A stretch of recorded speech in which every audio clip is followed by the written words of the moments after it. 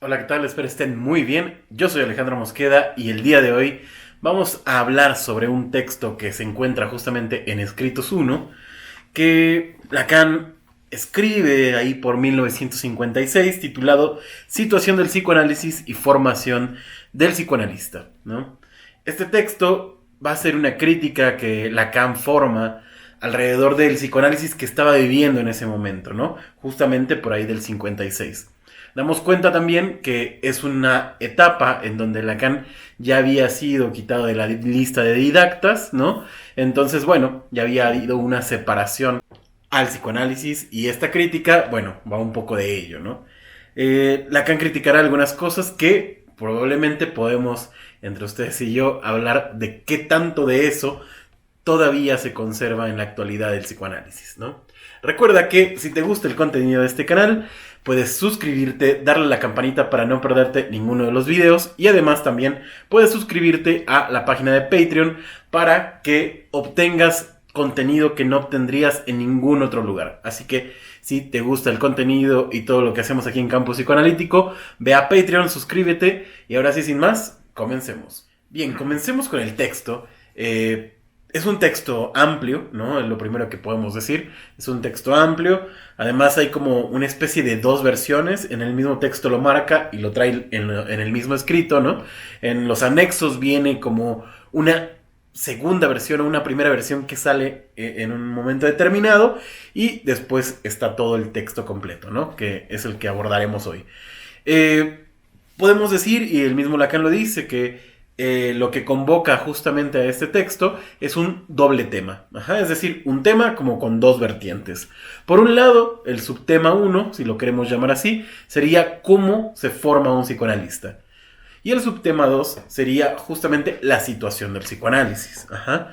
Es decir, estos sería un tema mismo, el cual se compone de estos dos elementos, ya que uno se reclama al otro. Ajá. Lacan va señalando a lo largo del texto la segregación intelectual que tiene el psicoanálisis, ¿no?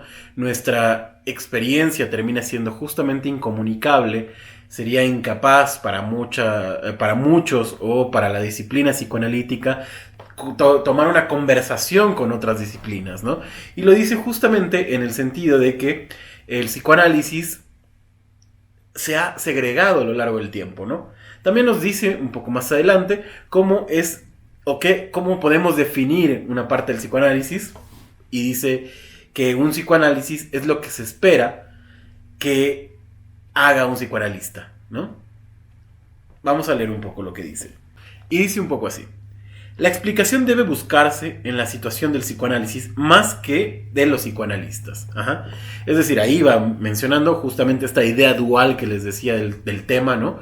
De cómo se forma un psicoanalista, está justamente, reclama, mejor dicho, la idea de la situación del psicoanálisis. La situación del psicoanálisis determinará el cómo se forma un analista. Y dice, pues si hemos podido definir irónicamente el psicoanálisis como el tratamiento que se espera de un psicoanalista, es sin embargo, ciertamente, el primero el que decide de la calidad del segundo. Ajá. Es decir, que justamente el primero, es decir, la situación del psicoanálisis, lo que se entienda por psicoanálisis en ese momento, o la teoría psicoanalítica que en ese momento esté como más difundida, será lo que diga cómo se forma un psicoanalista, ¿no? Y no solo en el sentido de qué es lo que debe hacer un psicoanalista, sino qué contiene el psicoanálisis que va a formar a estos psicoanalistas. Ajá. Y aquí entonces empieza justamente Lacan a mencionar que no ha habido, al menos en su punto de vista, que después a mí medianamente me da la idea de una pequeña contradicción, ¿no? Menciona que no ha habido ningún descubrimiento después de Freud, ¿no? Dice, ninguna noción nueva ha sido introducida en él desde Freud, en el psicoanálisis. Y el recurso tan obligado para servir en él de explicación para todo propósito que se ha hecho ya trivial, o sea, la noción de frustración. Bueno, Lacan dice que no ha surgido ningún concepto nuevo en el psicoanálisis y podemos un poquito en el mismo texto más adelante va a hablar justamente de la psicología del yo, ¿no? De esta escuela de la psicología del yo, que sería en realidad algo nuevo o un más allá de la teoría de Freud. Ajá. Entonces, por ahí podemos ir diciendo que sí ha habido, y sí había en ese momento también, concepciones nuevas del psicoanálisis. Sin embargo, probablemente no eran concepciones que a Lacan le gustaran, ¿no? Que eso es diferente. En la actualidad, por ejemplo, podemos ver el psicoanálisis relacional, ¿no?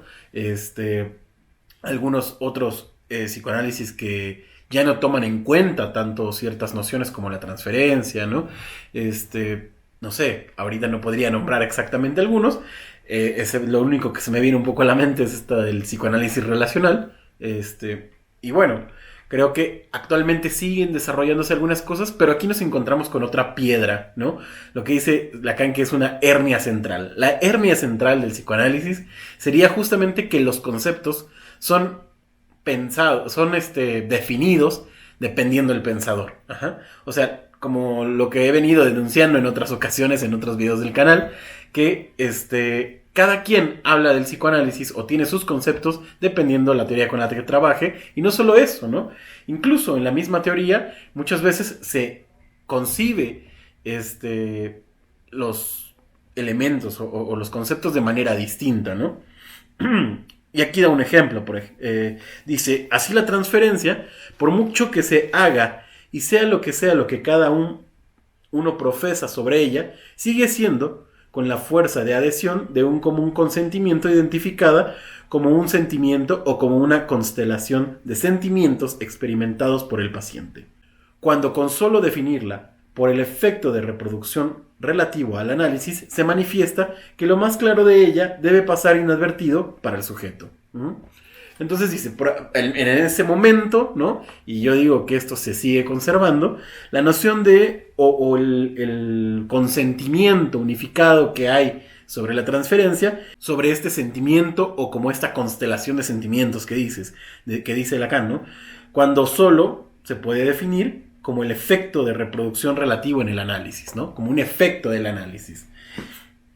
Por otro lado también dice, para saber lo que es la transferencia, hay que saber lo que ocurre en el análisis. Ajá. Si es un efecto del análisis, tenemos que saber qué ocurre en un análisis. Entonces, de ahí pasa a decir lo siguiente. Para saber lo que ocurre en el análisis, hay que saber de dónde viene la palabra. Para saber lo que es la resistencia, hay que saber lo que sirve de pantalla al advenimiento de la palabra. Y no es tal disposición individual, sino la interposición imaginaria que rebasa la individualidad del sujeto en cuanto que estructura su individualización especificada en la relación dual. Ajá. Es decir, aquí Lacan nos va invitando, ¿no? De alguna manera a pensar algo, que para poder definir los conceptos más allá de la teoría con la que se trabaje, debemos de irnos cada vez un poco más atrás, ¿no? O sea, si decimos que la transferencia es un efecto del análisis, tenemos que saber qué pasa en el análisis. Y para saber qué pasa en el análisis, debemos de saber lo que lo funda, que sería la palabra, ¿no? Y aquí es donde Lacan va a empezar a proponer justamente, o exponer más bien, la propuesta que siempre mantiene a lo largo del tiempo, ¿no?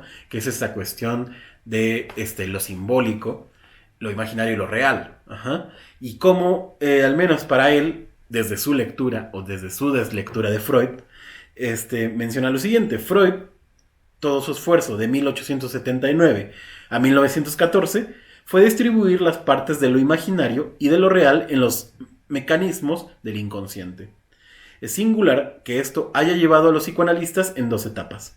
Primero, a hacer lo imaginario otro real, y en nuestros días en encontrar en ello la norma de lo real. Ajá. Fíjense cómo desde aquí Lacan se da cuenta de cómo los psicoanalistas han tomado lo imaginario, es decir, el cuerpo, por ejemplo, a lo real, ¿no? Como aquello que no podría, como la piedra angular, ¿no? Como lo real en el sentido de lo que se puede tocar. Entonces, bueno, aquí Lacan va diciendo, los analistas han desvirtuado de alguna manera lo que Freud había puesto y Freud distribuía, al menos a la idea de Lacan, la idea de lo imaginario y de lo real, ¿no? Poniendo también así un énfasis en la cuestión simbólica. Y para eso nos dice lo siguiente, pues si desde el origen ha sido el lenguaje donde se ha dado a conocer sus efectos, sus astucias, que hemos aprendido desde entonces a reconocer, no denota menos, en su trivialidad como en su fisura, un procedimiento de lenguaje. Ajá. Es decir, aquí un poco antes nos hablaba justamente de la asociación libre, ¿no? De cómo es que la asociación libre permitió como cierta cosa, ¿no? Dentro del dispositivo analítico. Permitió justamente pasar del materialismo naturalista al materialismo freudiano, que después Lacan le llamará el materialismo, ¿no?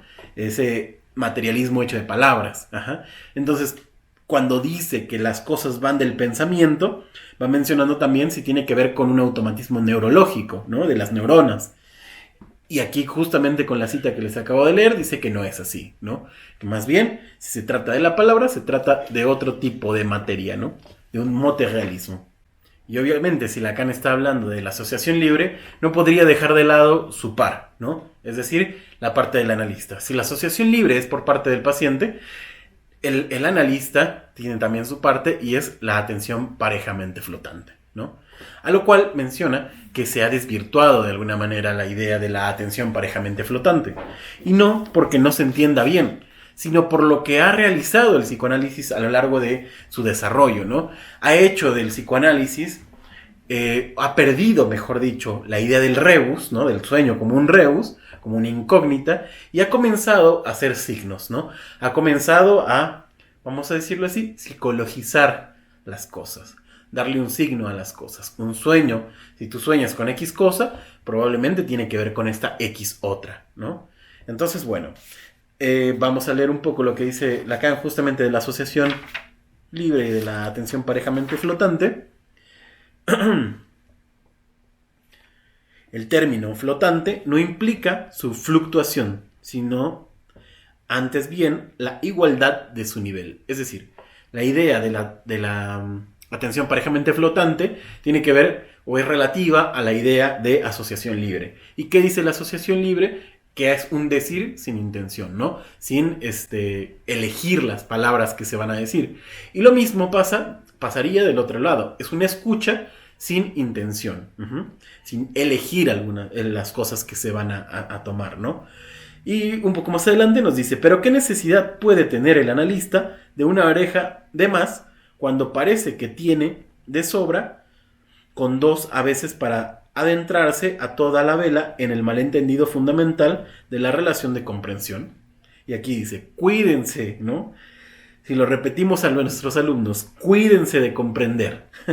Y no porque no tengan que comprender, sino porque recordemos lo mismo, ¿no? O sea, si un paciente viene y se rasca la cabeza y para ese paciente la idea fue que está pensando, estoy inventando todo esto, ¿verdad? No quiere decir que todo paciente que venga y se rasque la cabeza, entonces es porque está pensando. Y menciona también, ¿no? Que una de sus orejas se ensordezca en la misma medida en que la otra debe ser aguda. Entonces lo que ha ido sugiriendo también a lo largo de estas páginas, ¿no? Cuando habla de atención parejamente flotante y cuando también habla justamente de la transferencia, de la resistencia, nos está dando esta introducción, ¿no? Nos lo está introduciendo justamente a la idea del estudio del lenguaje, ¿no? La formación, dentro de la formación de los analistas debería estar la formación en las cuestiones del lenguaje. Y dice lo siguiente, el estudio de la determinación simbólica permitirá reducir, si es que no a la vez desprender, lo que la experiencia psicoanalítica entrega de datos positivos, y no es cualquier cosa, ¿no? Es decir, que si estudiamos el significante en el sentido al menos que Lacan propone, que tiene que ver justamente con que un significante en sí mismo no significa absolutamente nada, entonces iremos, justamente taparemos, como dice así, aquí, ¿no? Ensordeceremos una de nuestras orejas para que la otra escuche. Entonces, hasta aquí Lacan ha ido pensando la idea de cómo ha cambiado la técnica psicoanalítica y los conceptos psicoanalíticos. Cómo desde Freud las cosas se han ido modificando y han hecho el psicoanálisis más allá de esta teoría en donde habría que entender o que escuchar qué es lo que dice el síntoma a una teoría en donde sabe más o menos qué dicen los síntomas. Al menos hasta aquí ha denunciado eso y ha dicho justamente en una primera instancia que eso va a repercutir en la formación de los analistas. Y ahora bien, la situación del psicoanálisis también comprende las instituciones. Y aquí, a mi punto de vista, es como el otro punto que Lacan trata, ¿no? Es decir, ¿qué está pasando en el psicoanálisis en ese momento? Y justamente nos dice, ¿no? La historia nos muestra en Freud la preocupación que lo guía en la organización de la AIP, ¿no? La Asociación Internacional de Psicoanálisis. Y especialmente a partir de 1912, cuando auspicia en ella la formación de autoridad que prevalecerá determinando con los detalles de las instituciones el modo de ejercicio y transmisión de los poderes. Es la preocupación claramente confesada en su correspondencia de asegurar el mantenimiento de su pensamiento en su forma completa, cuando él mismo no esté ya allí para defenderlo. Y aquí viene algo bien interesante. Lacan hace un análisis de la IPA, ¿no? De esta institución que va a tener, vamos a decirlo así, como 4 actores necesarios. Primeramente estarán los zapatitos, así le dice, ¿no? Porque hay una expresión justamente, la de que te queden los zapatos pequeños, que es como no ser necesario, de alguna manera. Después, o no ser suficiente. Después justamente estarán las beatitudes, que vamos a hablar de ellas, las suficiencias y al final estarán los bienes necesarios. Ahora, pasemos uno a uno, ¿no? Como les dije, justamente, lo primero que nombra será las suficiencias. ¿Qué son las suficiencias? Dice, por eso daremos el nombre de suficiencia al grado único de la jerarquía psicoanalítica. La suficiencia puede estar en sí misma más allá de toda prueba. No tiene que ser suficiente para nada, puesto que se basta. No nos dice con exactitud qué es esta suficiencia, ¿no? Pero yo la entiendo, al menos como lo va contando, como estos analistas de cierto rango, ¿no? No son los analistas superiores, pero son los analistas de cierto rango, probablemente de cada escuela, por ejemplo, ¿no?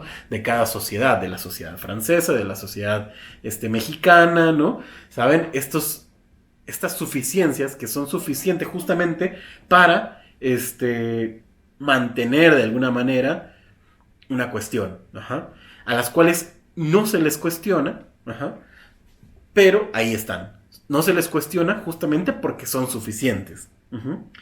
Después dice Lacan, necesitamos una categoría que sin implicar la indignidad indique estar fuera de la suficiencia. Ese es el lugar y que para ocuparla se está calificando para mantenerlo en ella, por donde la denominación de zapatito para los que se ordenan en ella nos parece buena. Los zapatitos justamente serán aquellos candidatos a analistas, ¿no? Todos aquellos que están estudiando, formándose para ser analistas.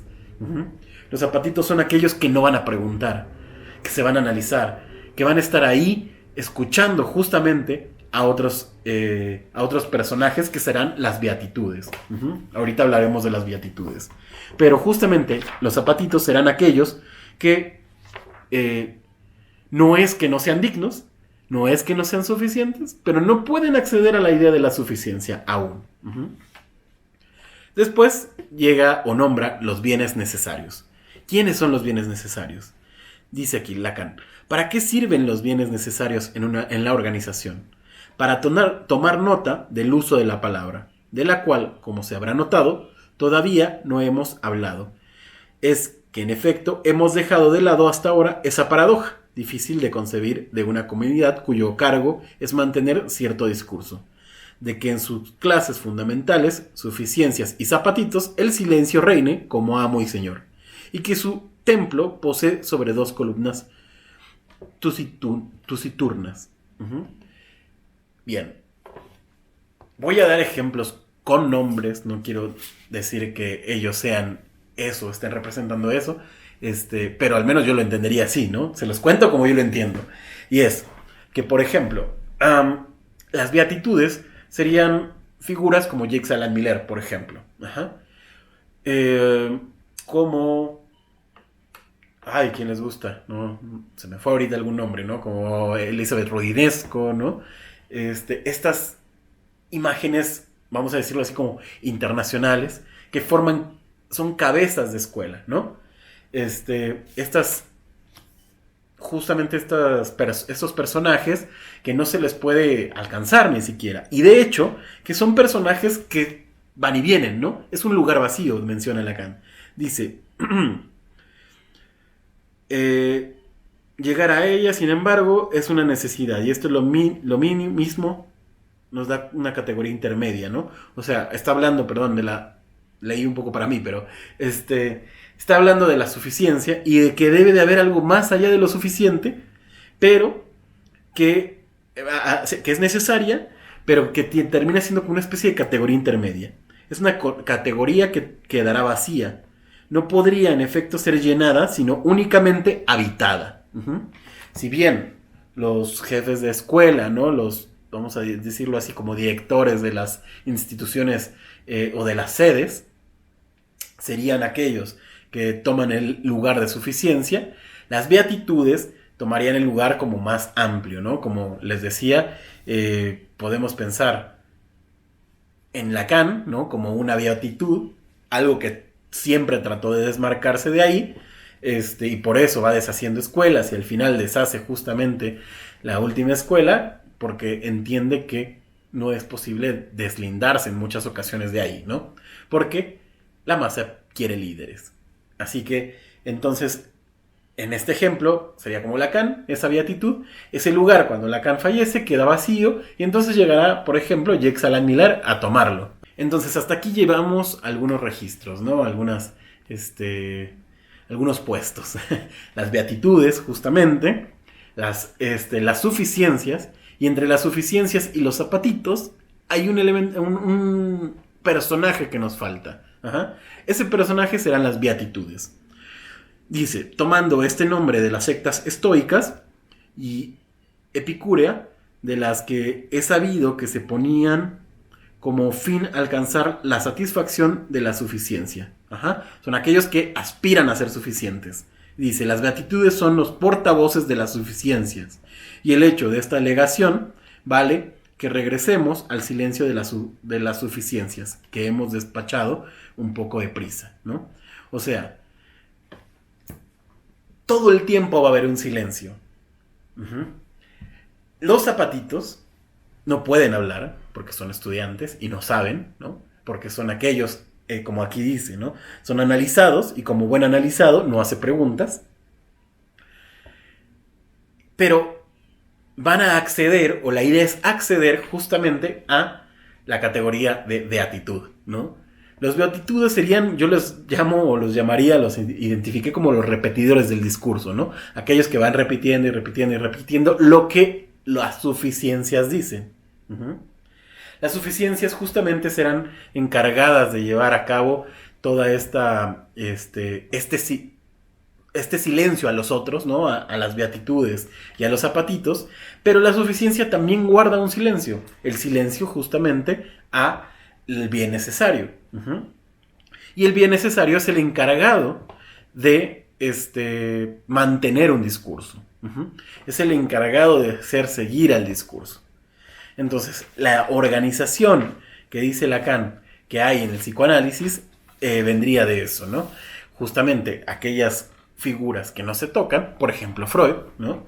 Después es tomado tal vez por Anna Freud o por Melanie Klein, después es tomado por otro personaje, ¿no? Puede ser Lacan, puede ser Winnicott, puede ser Bion, puede ser alguno de otros, de todos ellos, como las cabezas más grandes de todo el movimiento. Por otro lado, estarán justamente las suficiencias, que serán aquellos jefes de escuela, de jefes de, ¿cómo decirlo? Como de sedes, ajá, de la IPA. Y siguiendo después de ellos, las beatitudes, todos aquellos que repiten y repiten y repiten y repiten los discursos de las suficiencias. Y después vendrán los zapatitos, aquellos que son los aspirantes analistas, ¿no? Lacan encuentra entonces un problema, y vámonos a la página 452, ¿no? Y dice, la suficiencia regulan la entrada de los apatitos en su exterior. Y las beatitudes le designan aquellos que constituirán los bienes necesarios, ya que están repitiendo. En sentido inverso, serán dirigiéndose a las beatitudes como esos irán a las suficiencias y las suficiencias le responderán sacando de su seno beatitudes nuevas. Entonces, esta organización dentro del psicoanálisis no permite en muchas ocasiones justamente la pregunta, no permite el cuestionamiento, no permite que haya justo nuevas posiciones o nuevos conceptos que puedan facilitar la experiencia o que puedan facilitar, mejor dicho, la comunicación de la experiencia analítica. Entonces, pensando un poco lo que decíamos al inicio, ¿qué tanto esta idea se mantiene en el psicoanálisis? ¿Qué tanto las escuelas psicoanalíticas se mantienen en este lugar en donde no es posible entrar a menos que formes parte de la IPA, ¿no? Y que obviamente te analices con alguien de la IPA? Es un negocio cerrado, ¿no? Por eso los analistas de la IPA obviamente tienen pacientes todo el tiempo, porque ahí están los aspirantes, ¿no? Los zapatitos. Entonces es un negocio totalmente redondo. Creo que ese es un mal del psicoanálisis que detecta justamente Lacan y que denuncia Lacan, que no está exento de él, ¿no? Es decir, no es que él lo haya propiciado de alguna manera, pero, y yo me estoy arriesgando a decir eso, porque quién sabe si una de las ideas de él era eso, pero los analistas lacanianos terminamos en el mismo lugar, ¿no? En las mismas, formando instituciones iguales, en donde justamente, arriesgándome un poco, la idea de la beatitud actual tendría que ser Jacques Alain Miller, por ejemplo, ¿no? A quien no se le va a cuestionar y a los que las suficiencias aspirarían, ¿no? A tomar ese lugar vacío que dice. Entonces, la situación del psicoanálisis no sé si haya cambiado demasiado. Creo que hay lugares de, no sé si decirlo así, de resistencia, ¿no? En donde todavía podemos retomar o formar o comenzar a hacer un psicoanálisis desde otro lugar, ¿no? Un psicoanálisis que tal vez pueda ser comunicable. Lacan lo intentó y algunos de nosotros tratamos de seguir esas enseñanzas, ¿no? Tratar de comunicar de una manera accesible nuestra disciplina y entonces probablemente tener diálogos con otras disciplinas. ¿Ustedes qué piensan? ¿El psicoanálisis actual sigue de la misma manera? ¿Cojea de las mismas patas que Lacan ya había denunciado? Bueno, déjenlo acá en los comentarios y nos vemos en el próximo video. Espero que les haya gustado. Recuerden unirse a Patreon. No se queden fuera tampoco de las redes sociales, Instagram, Facebook y TikTok. Y no me voy sin antes recordarles que nosotros no lo sabemos todo, pero podemos estudiarlo juntos. Hasta la próxima.